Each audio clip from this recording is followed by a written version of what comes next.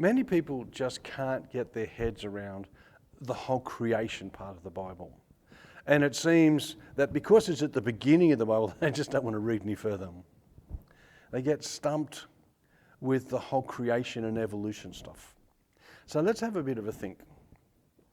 The Bible says right at the start in Genesis chapter 1 and verse 1, it says, "In the beginning God created the heavens and the earth." What people don't get, and I can understand why, is the concept that God created in those 6 days, as the Bible says further on. We're taught at school that the world evolved. Now, I'm not going to go in and have arguments one way or the other. What I want to point out is, I think the subject of the first verse of the Bible is not what was created or how it was created, but who created. God did it. There is an explanation in that verse that God said and it happened. But really there is no process, no scientific explanation of how atoms come together and did their thing.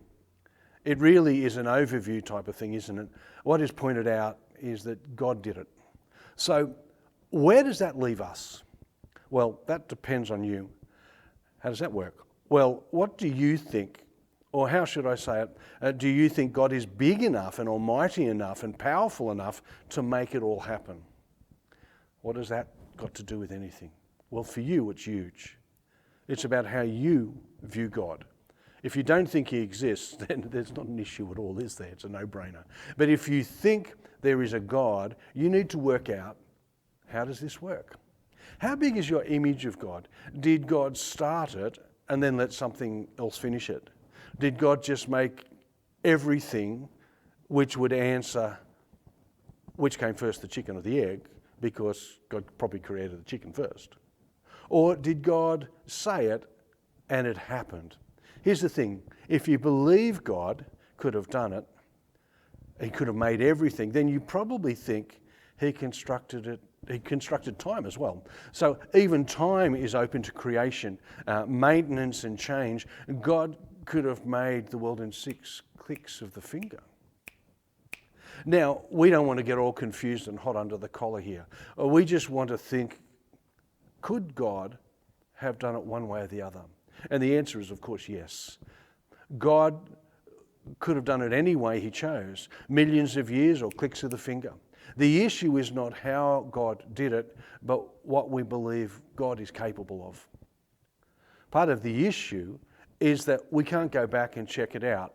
Time travel isn't available, well, not yet. So scientific method can't be utilised effectively, because we can't experiment with it.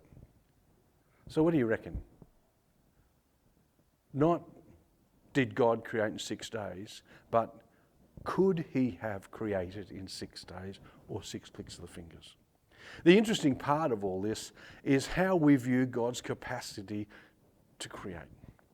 Does it affect the way that we view the rest of the Bible? Of course it's going to do that. Do we think God raises people from the dead? Do miracles actually happen, or does God actually answer prayer? So what we do with this thought process is really important to us.